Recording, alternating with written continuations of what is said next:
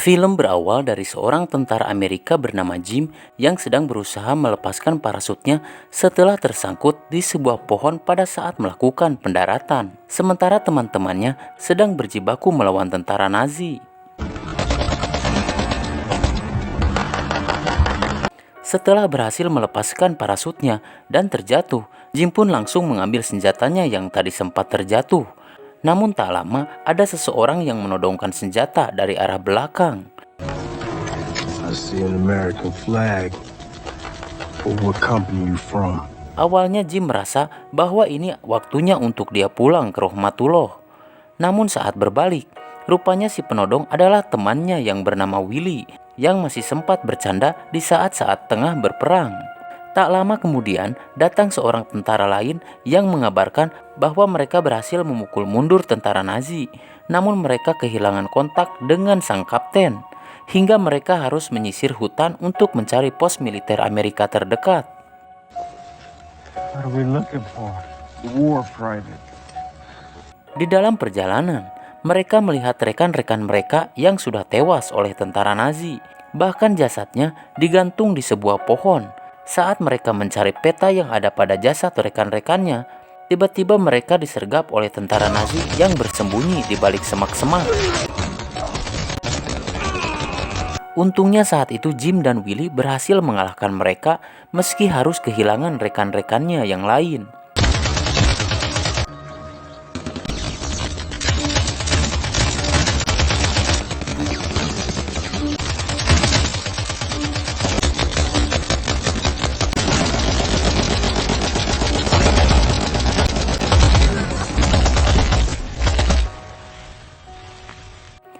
Setelah memberikan penghormatan terakhir, Jim dan Willy pun melanjutkan perjalanan. Beberapa lama kemudian, mereka mendengar ada suara kendaraan militer yang melintas, kemudian memutuskan untuk mendekat secara diam-diam.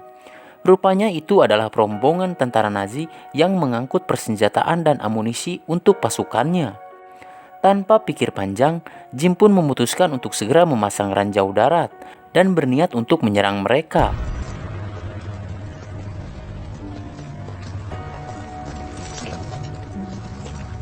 Beruntung saat itu, tentara musuh masuk dan terkena jebakan. Hingga Jim dan Willy berhasil menghabisi mereka.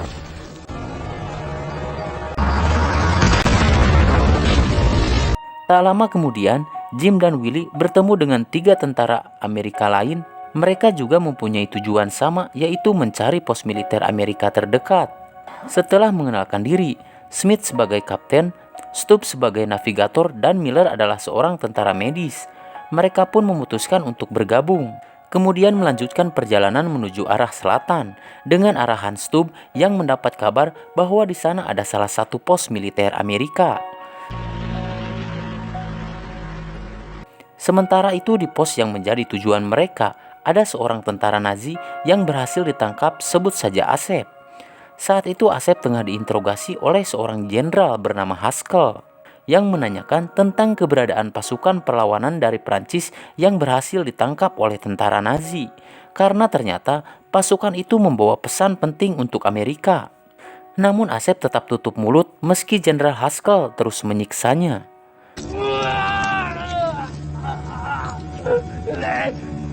Beberapa lama kemudian, Jim dan yang lainnya sudah tiba di pos dan langsung menemui Jenderal Haskell untuk melaporkan semua yang sudah terjadi. Kemudian Jim bertanya, kenapa pasukan Amerika diterjunkan di wilayah yang sudah dikuasai oleh pihak Jerman atau Nazi. Kemudian Jenderal Haskell pun menjelaskan bahwa rupanya Nazi sengaja menjebak pasukan Amerika agar tidak menyerang Prancis. Setelah itu Jim dan kawan-kawan menerima misi baru untuk menyelamatkan para intelijen Prancis yang berhasil ditangkap dan disekap di sebuah desa oleh tentara Nazi. Setelah itu Jim pun langsung mengajak semua anggotanya untuk segera berangkat.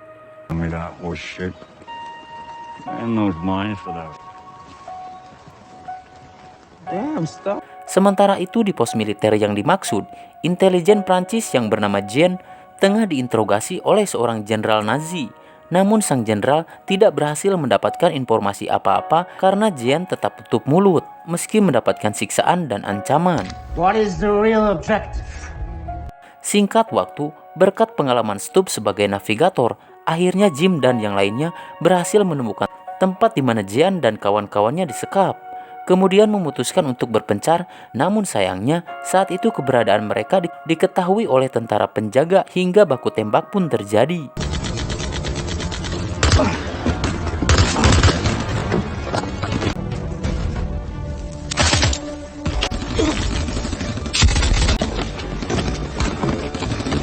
Saat itu mereka berhasil membantai tentara musuh dan menyelamatkan salah satu target penyelamatan, sementara yang lainnya tewas dalam kejadian itu.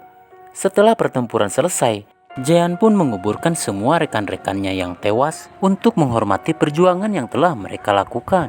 Tak lama kemudian, Jenderal Haskell pun datang untuk memberi misi lanjutan kepada Smith, Jim, dan yang lainnya. Kali ini mereka harus menghabisi seorang kepala transportasi Nazi agar tentara Nazi kesulitan untuk masuk ke wilayah Prancis dan juga untuk menyatukan seluruh pasukan Amerika yang terpecah di wilayah Jerman. Setelah mendapatkan foto target misinya, kemudian Smith mencoba mencari informasi tentang buruannya melalui Jean yang seorang intelijen. Dari situ diketahui bahwa kepala transportasi Nazi itu bernama Ramzi. Jean tahu tentang Ramzi karena Ramzi orang yang telah menghabisi keluarganya. Dan sampai saat ini, Jean masih menyimpan rasa dendam kepadanya. Setelah itu tanpa buang waktu, Smith langsung mengajak 4 anggota yang dia pilih, termasuk Jean, yang mempunyai informasi penting tentang Ramzi yang akan sangat membantu dalam misi. Lalu mereka pun berangkat. Di dalam perjalanan, mereka melihat ada tentara Amerika yang tengah bertempur melawan tentara Nazi. Kemudian Smith memerintahkan anggotanya untuk bersiap bergabung dalam pertempuran. Namun saat itu posisi musuh ada di tempat yang cukup sulit untuk dijatuhkan karena bersembunyi di balik batu dengan senjata berat. Untungnya Jean berinisiatif mencari posisi yang lebih tinggi dan berhasil menembak hingga mampu menghabisi semua tentara musuh.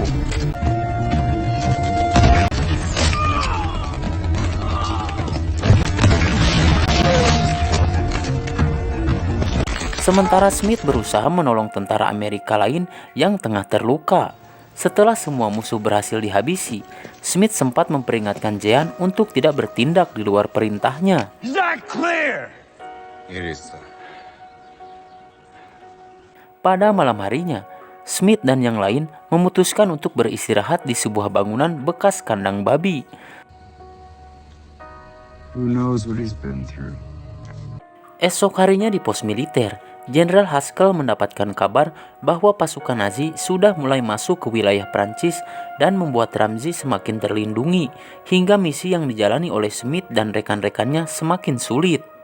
Sementara Smith dan yang lain melanjutkan perjalanan. Pada saat memasuki hutan, mereka melihat ada tentara Amerika yang tengah membawa Sandra.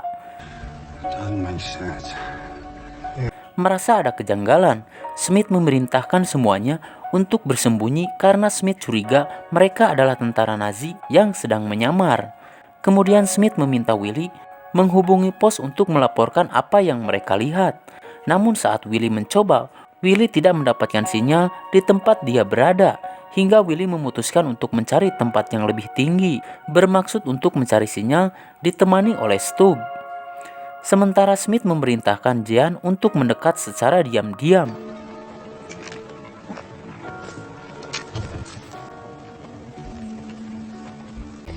Should be working.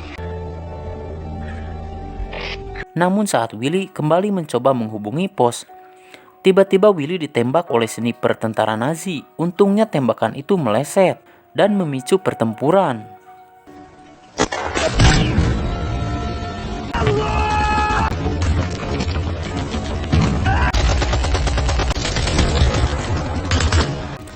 Cukup lama pertempuran itu berlangsung karena tentara Nazi terus berdatangan seperti tidak ada habisnya.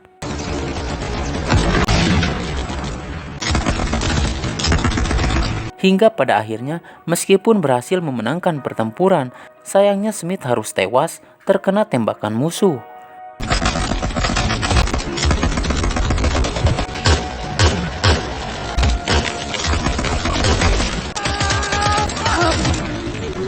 Kenyataan itu tentu saja membuat Jim dan yang lainnya merasa sangat kehilangan. Namun misi harus tetap berlanjut dan Jim yang menjadi pemimpin saat ini.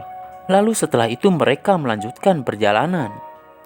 Beberapa lama kemudian mereka menemukan sebuah bangunan dan memutuskan untuk beristirahat. Bastion. Pada malam harinya, saat tengah berjaga, tiba-tiba Miller datang sambil merangkak dan dalam keadaan terluka parah. Miller. Hingga membuat semuanya panik karena rupanya tentara pihak Nazi mengirim tim pemburu untuk menghabisi mereka.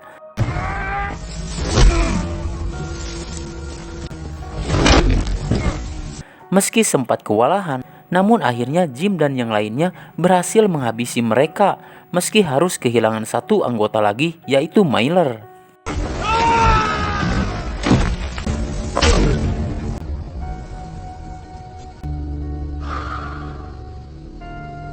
Sementara itu di pos militer Amerika, Jenderal Haskell memerintahkan semua anggota untuk tetap mempertahankan desa karena itu adalah satu-satunya jalur penghubung invasi antara Amerika, Prancis, dan Jerman. Lalu mempersiapkan diri membuat benteng pertahanan untuk berjaga-jaga dari serangan pihak musuh. Dan benar saja, saat semua tengah sibuk bersiap, bahkan Jenderal Haskell pun sudah dalam mode bertempur, tiba-tiba serangan datang secara bertubi-tubi.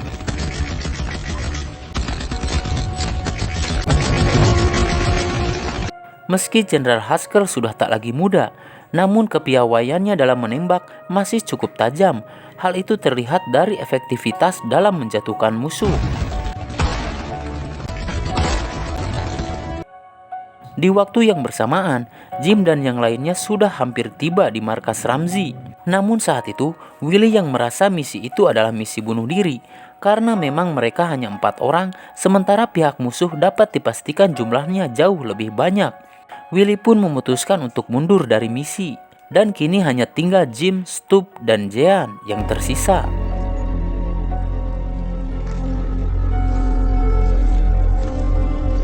Hingga mereka akhirnya tiba di markas musuh. Lalu Jim melakukan pengintaian untuk mencari tahu kisaran jumlah musuh yang akan mereka hadapi.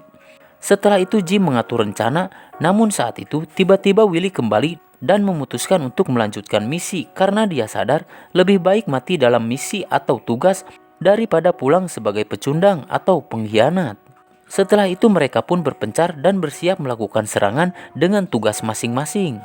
Stubb bertugas untuk menyusup dan menghabisi musuh satu persatu.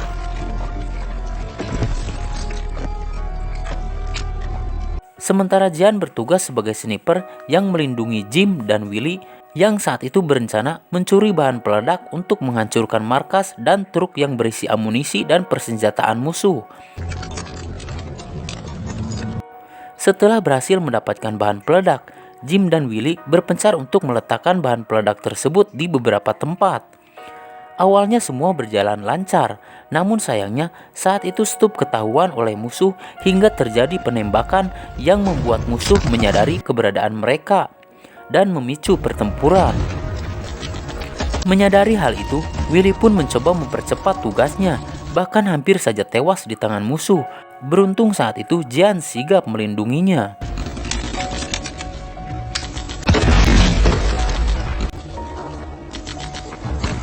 Sementara Jim dan Stubb berjibaku menghadapi gempuran tentara musuh, bahkan Stubb sempat terkena tembakan, untungnya tidak mengenai organ vital hingga Stubb masih bisa melakukan perlawanan. Juga tak lepas dari perlindungan yang dilakukan oleh Jean dari jarak jauh.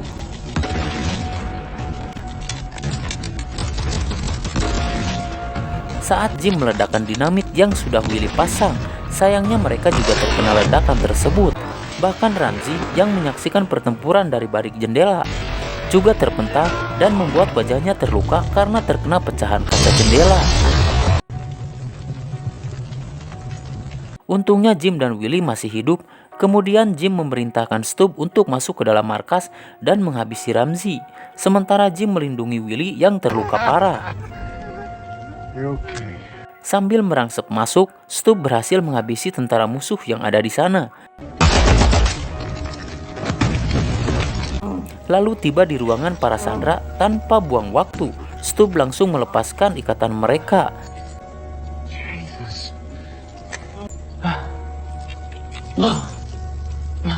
Sementara Jean menyusul masuk setelah merasa aman. Lalu Jean berhadapan dengan seorang sersan anak buahnya Ramzi dan berhasil menghabisinya.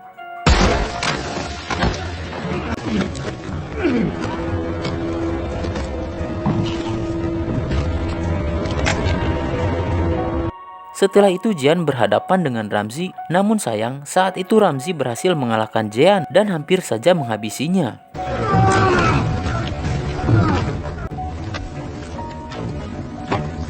Beruntung saat itu Stubb keburu datang dan langsung menembak Ramzi hingga Ramzi menyerah. Karena Jean masih dendam atas kematian keluarganya, Jean pun menghabisi Ramzi. All of it. I know. Setelah itu Stubb kembali berkumpul bersama Jim dan Willy, disusul oleh Jean. Setelah mengucapkan terima kasih, Jean pun memutuskan untuk pamit pulang, meninggalkan Jim, Stubb, dan Willy. Home.